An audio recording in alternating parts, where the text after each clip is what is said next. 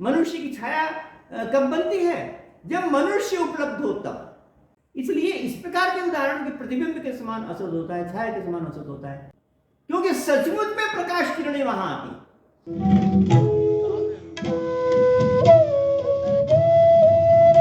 मान्यवर, जगत मीमांसा में वेदांत और विज्ञान, इस विषय को लेकर व्याख्यान माला के अंतर्गत मैं आपके समक्ष उपस्थित हूं। आज मैं आपके समक्ष इस व्याख्यान माला के 12वें अंक के रूप में छाया के दृष्टांत में वेदांत और विज्ञान, इस विषय पर अपनी बात रखना चाहता हूं। और ये जो बातें मैं आज आपके समक्ष कह रहा हूं वह इससे पहले के 2 व्याख्यानों के साथ जुड़ी हुई हैं, जो कि जगत की अनिर्वचनीयता को सिद्ध करने वाली। वेदांत में जगत की अनिर्वचनीयता को जिस प्रकार सिद्ध किया गया है, उसकी सिद्धि के लिए जो जो उदाहरण प्रस्तुत किए गए हैं, उन उदाहरणों की व्याख्या विज्ञान के आलोक में मैं आपके समक्ष प्रस्तुत करना चाहता हूं।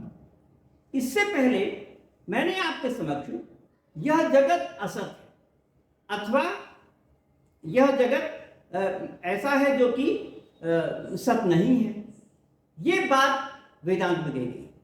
वेदांत में कही गई कि सत भी नहीं है और असत भी नहीं है।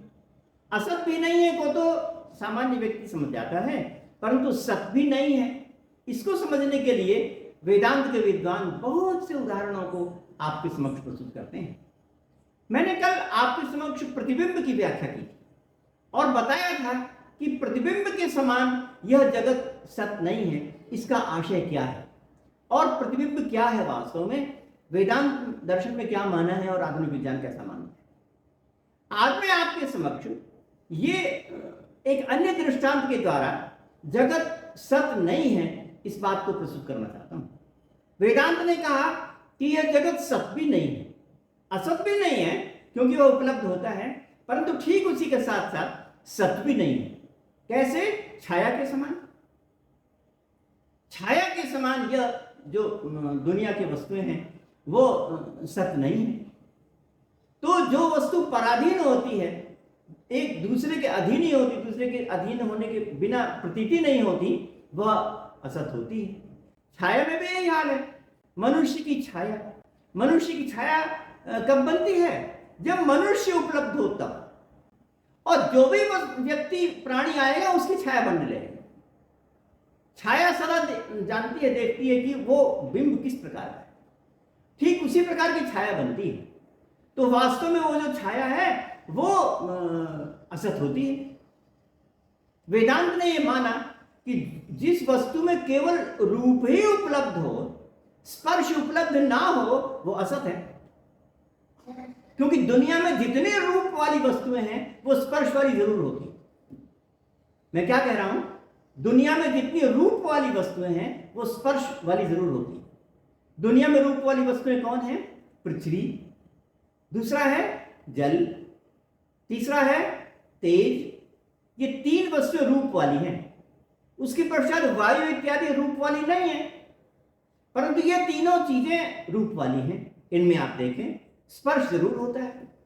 तो रूप वाली चीजों में स्पर्श जरूर होता है, परंतु छाया एक ऐसी वस्तु है कि रूप वाली है परंतु स्पर्श वाली नहीं है, इसलिए मानना होगा कि वो है ही नहीं। मैं एक अन्य तर्क के अनुसार ये उपस्थित कर रहा हूं कि छाया क्यों नहीं है। छाया अलीक होती है। क्यों अलीक होती है? एक तो पराधीन होती है, दूसरे रूप वाली होती है परंतु स्पर्श वाली होती ही नहीं। जबकि सब विद्वानों की प्रतिज्ञा है कि रूप वाली होगी तो स्पर्श वाली जरूर होगी। ये प्रतिज्ञा का विघात होता है, इसलिए वह है ही नहीं, उसका अस्तित्व ही नहीं। तो यहां पर भी विज्ञान के विद्वानों ने माना कि आजकल तो ऐसा होने लगा है।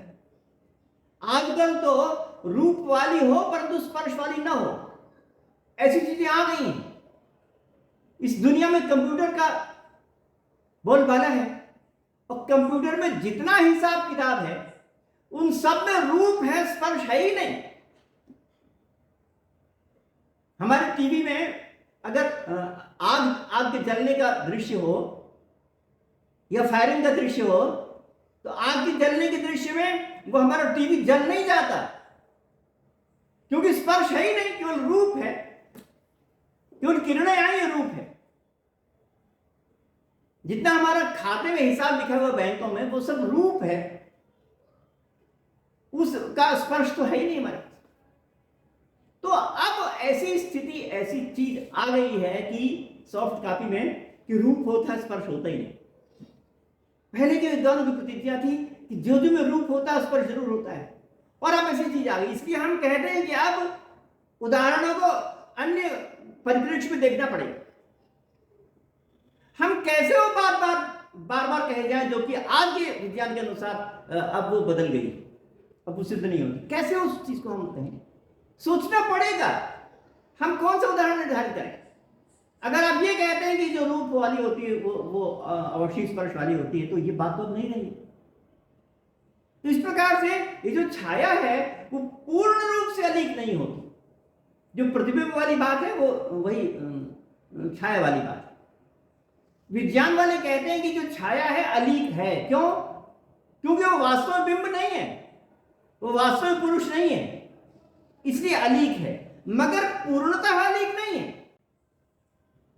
क्योंकि सचमुच में प्रकाश किरणें वहां आती, वो प्रकाश किरणों से चित्र बनता है, वो सचमुच का चित्र बनता है और वो हमको दिखाई पड़ता है। बिंब नहीं बनता, बिंब का चित्र बनता है, वो चित्र हमको दिखाई पड़ता है, सचमुच का चित्र। तो चित्र तो सही है, चित्र तो अलीक नहीं है।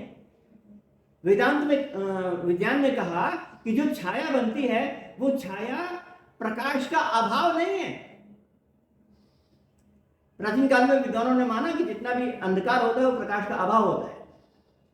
तो जब प्रकाश का अभाव होगा तो छाया अभाव पूर्ण हो गई, क्योंकि प्रकाश का अभाव है। माना ये सिद्धांत है, प्रकाश का अभाव होता है।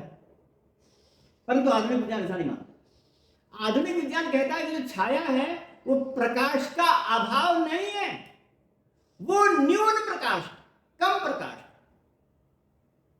मतलब प्रकाश की जो तीव्रता है और कम होना है, वो कम और ज्यादा कर सकते हैं। आजकल हमारे पास ऐसे इंस्ट्रूमेंट्स हैं, प्रकाश को कम और ज्यादा कर सकते हैं।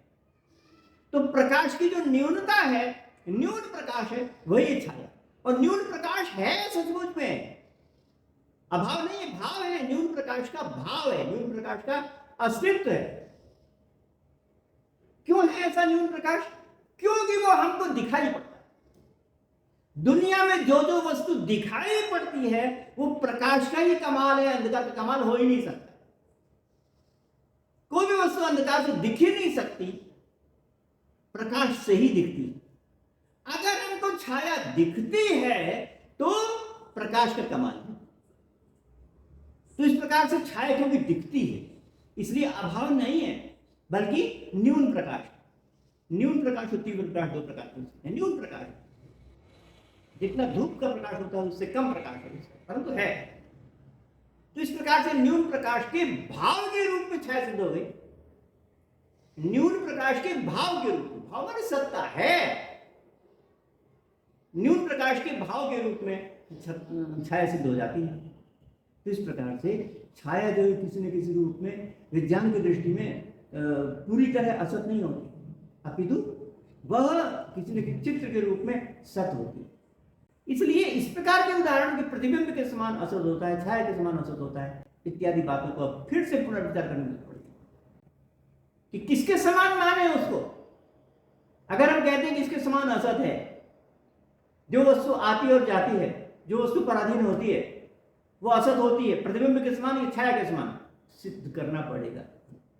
उदाहरण को अन्वित करना पड़ेगा आज के परिप्रेक्ष्य में। इसलिए अब ये विचार करने की, व्याख्या करने की बहुत आवश्यकता बन गई कि उसको करना पड़ेगा। मैं इसमें वस्तुनिष्ठ होकर विचार कर रहा हूं।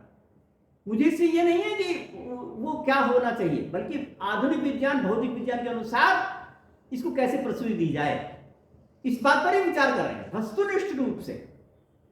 भौतिक विज्ञान जिस प्रकार की चीजों को सोचता है उसको अन्वित करते हुए, आखिर भौतिक विज्ञान की बातों को अन्वित क्यों नहीं करना चाहिए? भौतिक विज्ञान की बातें इससे जुड़ी हुई हैं। जब प्रतिबिंब और छाया मॉडर्न फिजिक्स का विषय है तो उस फिजिक्स के विषय को यहां भी लाना होगा। अगर हम उदाहरण तो बनाते हैं तो उसको यहां पर भी लाना होगा और आपको देखना होगा कि इस दृष्टि से वो अन्वित हो पाता है कि नहीं। हम ऐसा नहीं कर सकते कि प्राचीन काल में जिस प्रकार सोचा गया वैसे ही माने, क्योंकि धारणा के बदलने पर उस धारणा के अनुसार वो सिद्ध होता है कि जिसको सोचना होगा। तो इस प्रकार से हमको व्याख्या को सोचना होगा कि ये उदाहरण किस प्रकार अन्वित होते हैं। इस प्रकार जो वेदांत का यह सिद्धांत है, उन सिद्धांतों को हम इस नई व्याख्या के अनुसार सोचना होगा, ऐसा हम मानते और सोचते हैं। आपने मेरी बात को बहुत ध्यानपूर्वक सुना, इसलिए आपको बहुत बहुत